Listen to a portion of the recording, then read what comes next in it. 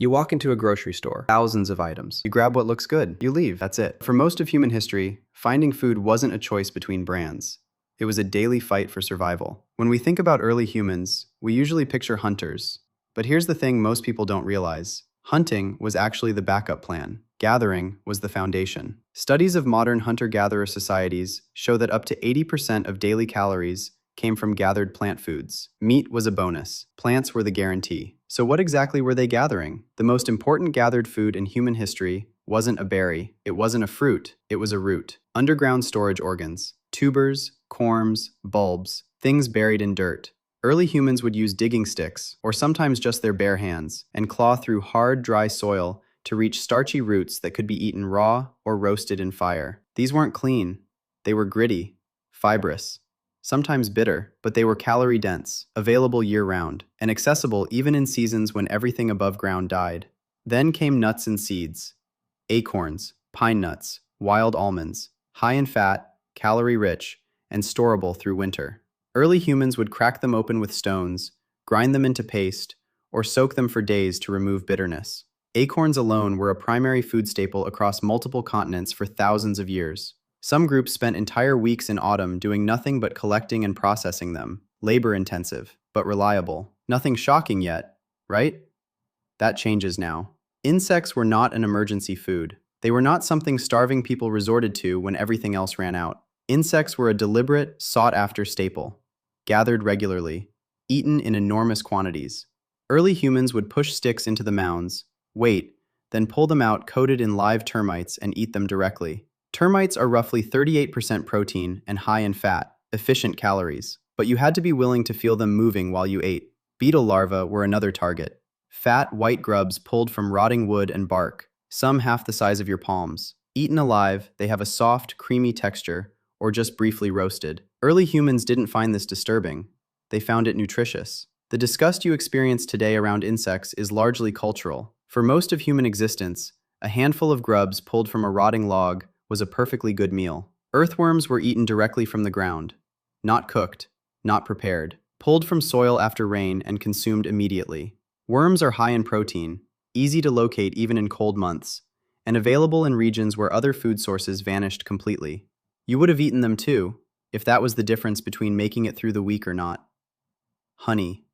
Honey was one of the greatest prizes early humans could find. Cave paintings in Spain dating back over 8,000 years show humans climbing cliff faces on rope ladders just to reach wild beehives. They plunged their bare arms into active hives, got stung dozens of times, and came away with raw honeycomb filled not just with honey, but with bee larvae, which they also ate. The larvae were sweet, fatty, and protein-rich.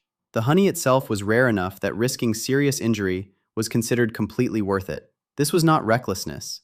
It was a calculated trade. They knew exactly what they were doing. Now here is where it gets harder to swallow.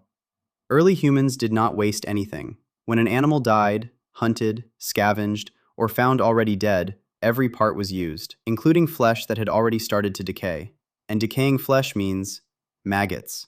Evidence suggests early humans consumed maggots from decomposing carcasses not as a last resort, but as a recognized food source. Maggots are approximately 60% protein by dry weight. Soft, accessible. They don't run.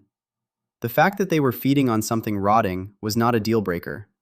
Calories were calories. Survival required eating past the disgust that modern brains have been conditioned to feel. Gathering also required knowing what would kill you. Many of the plants early humans encountered regularly were toxic. Some immediately, some slowly. Nightshade, hemlock, bitter cassava loaded with cyanide.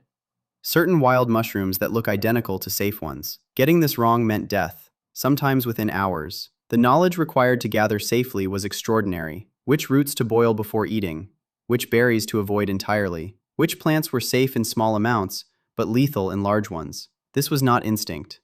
It was accumulated knowledge passed down through communities and refined through trial and through watching people die from making the wrong choice. When humans transitioned to farming around 10,000 years ago, something unexpected happened. Health declined before it improved. Skeletal remains from early farming communities show shorter average height, higher rates of tooth decay, nutritional deficiencies, and more evidence of infectious disease compared to their hunter-gatherer ancestors.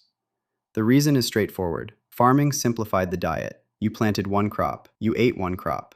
Early humans who gathered were consuming dozens of different plant species, rotating with the seasons, pulling nutrients from an enormous range of sources.